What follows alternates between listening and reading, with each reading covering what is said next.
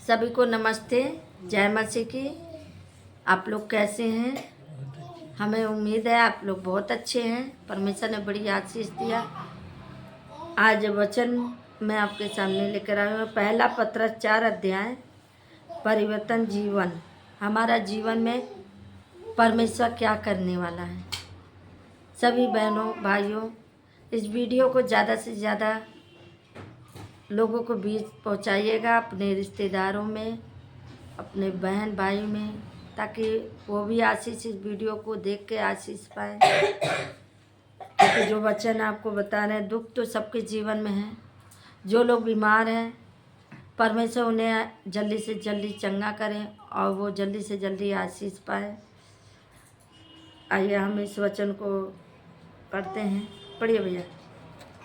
परिवर्तित जीवन। इसलिए जबकि मसीह ने शरीर में होकर दुख उठाया, तो तुम भी उसी की मनसा को हथियार के समान धारण करो, क्योंकि जिसने शरीर में दुख उठाया वह पाप से छूट गया। आमीन, हालेलुया। पहला पत्रस 4 अध्याय। आइए इस वचन को पढ़ते हैं। इसलिए जबकि मसीह ने शरीर में होकर दुख उठाया, तो तुम भी उसी मानसा को हथियार के समान धारण करो, क्योंकि जिसने शरीर में दुख उठाया वह पाप से छूट गया। हालेलुया। मेरे बहन भाई, शरीर तो दुर्बल रहता है पर आत्मा तैयार रहता है। जब प्रभु यीशु शरीर में होकर वो दुख उठाए, तो मेरे प्रियो, मेरे भाई बहनों, हम क्या हैं? जीवन में उतार तो चढ़ाव आता है, जीवन में सुख दुख तो लगा रहता है। अगर सभी सुख करेंगे तो दुख कौन उठाएगा? अगर सुख आएगा तो घमंड भी आ जाता है। तो परमेश्वर याद दिलाता है कि दुख भी उठाओ, ताकि समझो, हालेलुया, कि दुख क्या होता है। यहाँ पे प्रभु यीशु शरीर में होकर दुख उठाए थे और उनको लोग सताया भी था। शरीर में दुख उठाया और पाप से छूट गए। हम सब ने शरीर में दुख तो उठाया, पर हमारे पापों को परमेश्वर ने क्या किया? हमारे दुख को दूर किया, हमारे पापों को उठा लिया, क्षमा कर दिया। हालेलुया। हाँ, आगे। ताकि भविष्य में अपना शेष शारीरिक जीवन मनुष्य की अभिलाषाओं के अनुसार नहीं, वरन परमेश्वर की इच्छा के अनुसार व्यतीत करें। आमीन, हालेलुया। ताकि भविष्य में अपना शेष शारीरिक जीवन मनुष्यों की अभिलाषाओं के अनुसार नहीं, वरन परमेश्वर की इच्छा के अनुसार व्यतीत करे। हालेलुया। अपने अनुसार मत जिए। परमेश्वर से बुद्धि मांगिए कि हे प्रभु, मुझे बुद्धि दे, ज्ञान दे, मेरे दुखों को तू उठा ले,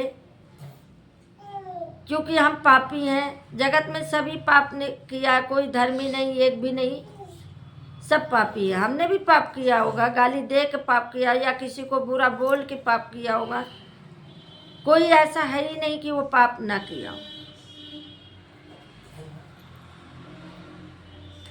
जब शरीर में दुख उठाओगे, तभी तो जानोगे कि हमने शरीर हमारा क्या है। जो वचन कहता है, ताकि भविष्य में अपना शेष शारीरिक जीवन मनुष्यों की अभिलाषाओं के अनुसार नहीं, अपने अनुसार मत जियो, परमेश्वर की इच्छा के अनुसार जीवन बिताओ।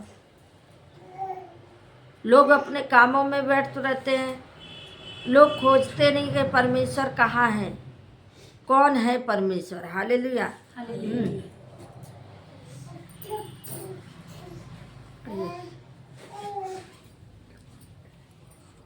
जातियों की इच्छा के अनुसार काम करने और लुच्चापन की बुराई, अभिलाषाओं, मतवालापन, लाल कीड़ा, पियक्कड़ और घृणित काम, ऐसे काम बहुत हैं। हालेलुया।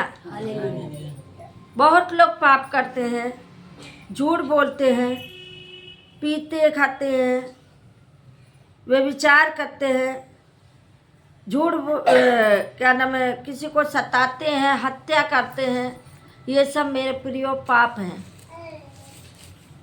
ये सब पाप है जो इंसान से हो जा रहा है, पर ऐसा नहीं होना चाहिए। हालेलुया। हाँ पढ़िए चल। इससे वह अचंभा करते हैं कि तुम ऐसे भारी लुचपन में उनका साथ नहीं देते, और इसलिए वह बुरा भला कहते हैं। हालेलुया। आमीन। इससे वे अचंभा करते हैं कि तुम ऐसे भारी लुच्चापन में अब उसका साथ नहीं देते, और इसलिए वे बुरे भला कहते हैं। हालेलुया। पीने खाने वाले मंडली में बैठोगे तो वैसे ही होगा। ऐसे लोगों के बीच में मत जाओ, ऐसे लोगों के बीच में मत जाओ। जहाँ 4 लोग बैठ रहे हैं तो वहाँ बुराइयाँ जरूर उत्पन्न होगी, तो ऐसी जगह मत बैठिए, और ना ऐसा पाप आपसे होगा। हालेलुया। ऐसे जीवन नहीं बिताना है। बुरा काम नहीं, भलाई कर, बुराई छोड़, भलाई में लगा रहे। हालेलुया। पर वे उसको जो जीवितों और मरे हुओं का न्याय करने को तैयार हैं लेखा देंगे। हालेलुया। हाँ, पर वे उनको जो जीवितों और मरे हुओं का न्याय करने को तैयार है लेखा देगा। जब न्याय का समय आएगा तो मेरे प्रियो, मेरे भाई बहनों, सबको लेखा देना पड़ेगा। अपना अपना हिसाब सबको देना पड़ेगा।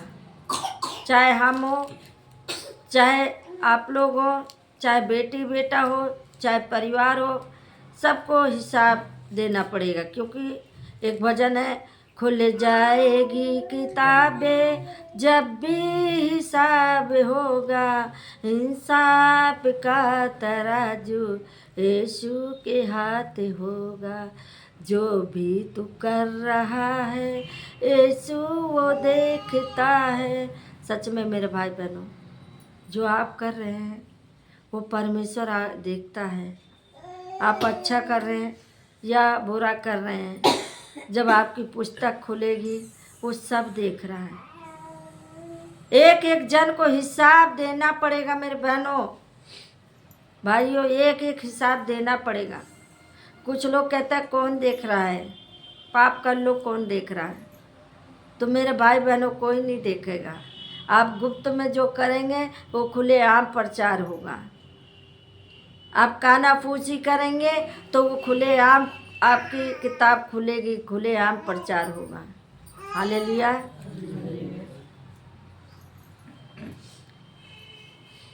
हम सब तो मेरे बहनों, मेरे भाइयों मरे हुए थे, लेकिन जिलाया किसने? परमेश्वर ने।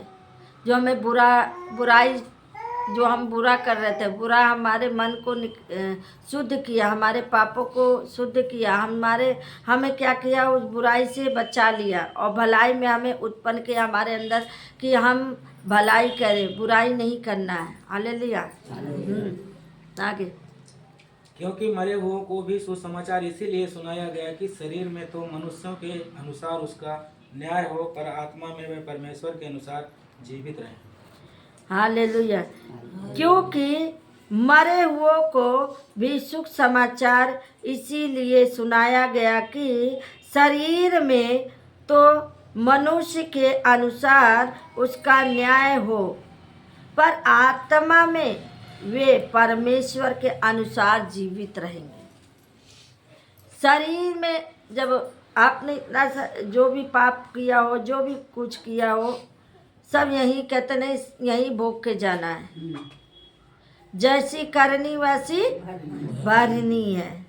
जैसा कर्म करोगे वैसा सजा मिलेगा, लेकिन आत्मा के अनुसार नहीं मिलेगा। आत्मा में जीवित रहोगे, शरीर में मर जाओगे। शरीर तो चली जाएगी, दफना देंगे, जला देंगे, लेकिन आत्मा अमर होगी।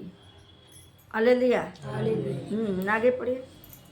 परमेश्वर के भले भंडारी, सब बातों का अंत तुरंत होने वाला है, इसलिए संयमी होकर प्रार्थना के लिए सचेत रहो। हालेलुया। हालेलुया। सब बातों का अंत तुरंत होने वाला है। अब यहीं पे ध्यान दीजिएगा, सब बातों का अंत तुरंत होगा। इसलिए संयमी होकर प्रार्थना के लिए सचेत रहो। इसीलिए सभी लोग सचेत रहो कि परमेश्वर हमें देख रहा है और हमें प्रार्थना करना है, हमें पाप नहीं करना। हालेलुया।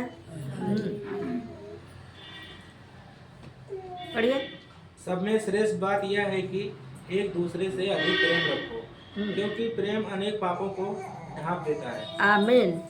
वचन कहता है सब में श्रेष्ठ बात यह है कि एक दूसरे से अधिक प्रेम रखो, क्योंकि प्रेम उन अनेक पापों को ढांप देता है। प्रेम क्या करता है? अनेक पापों को ढांप देता है। आगे पढ़िए। बिना कुड़कुड़ाए एक दूसरे का अतिथि सत्कार करो। हाँ, हालेलुया। बिना कुड़कुड़ाए, बिना कुछ बोले एक दूसरे का अतिथि संस्कार करो, संस्कार करो। Hallelujah, hallelujah. हाँ, आगे। जिसको भी वरदान मिला है वह उसे परमेश्वर के नाना प्रकार के अनुग्रह के भले भंडारियों के समान एक दूसरे की सेवा में लगाएं। हालेलुया। हाँ, जिसको जो वरदान मिला है, किसी को सेवा करने का वरदान मिला है, किसी को कहा कि जाओ लोगों के बीच में जो बीमार है उन्हें भला चंगा करो। परमेश्वर ने हर एक को कुछ न कुछ वरदान दिया है। वचन कह रहा है जिसको जो वरदान मिला है वह उसे परमेश्वर के नाना प्रकार के अनुग्रह के भले भंडारियों के समान एक दूसरे की सेवा में लगे रहो। कैसे कहा? एक दूसरे की सेवा में लगे रहो। आगे पढ़िए। यदि कोई बोले तो ऐसा बोलो कि मानो परमेश्वर का वचन है। यदि कोई सेवा करे तो उस शक्ति से करो जो परमेश्वर देता है, जिससे सब बातों में यीशु मसीह के द्वारा परमेश्वर की महिमा प्रकट हो। आमीन। महिमा और साम्राज्य युगानुयुग उसी का है। आमीन, आमीन। यदि कोई बोले तो ऐसा बोल मानो, जब कोई बुरा कहता है या कुछ कहता है तो ऐसी बातें बोलो कि उसको लगे कि मैंने ही गलती किया है। ऐसा नहीं वो गाली दे दिया तुम भी गाली दे दो, वो बुरा बोल दिया तुम भी बुरा बोलो, नहीं। ऐसी बातें बोलो कि वो आपकी बातों को सुन के उसको लगे कि मैंने इसको गलत बोल दिया है। लेकिन वचन कहता है यदि कोई बोले तो ऐसा बोलो मानो परमेश्वर का वचन है, और यदि कोई सेवा करे तो उस शक्ति से करे जो परमेश्वर देता है। सेवा ऐसा करो जो परमेश्वर तुम्हें देता है, वो चीज़ें बताओ। आगे पढ़िए। खत्म। हालेलुया। ऐसी बातें बोलो जो परमेश्वर की महिमा प्रकट हो। जो परमेश्वर आपको सब कुछ देता है, ऐसा नहीं है कि कुछ ना दे। महिमा और सम्राट योगान उसी की होती रहे, यानी उसकी बड़ाई अब से लेकर सदा तक, मरते दम तक उसकी बड़ाई करते रहिए। आइए इस वचन को हम यहीं पे समाप्त करते हैं। सबको जय मसीह की जय।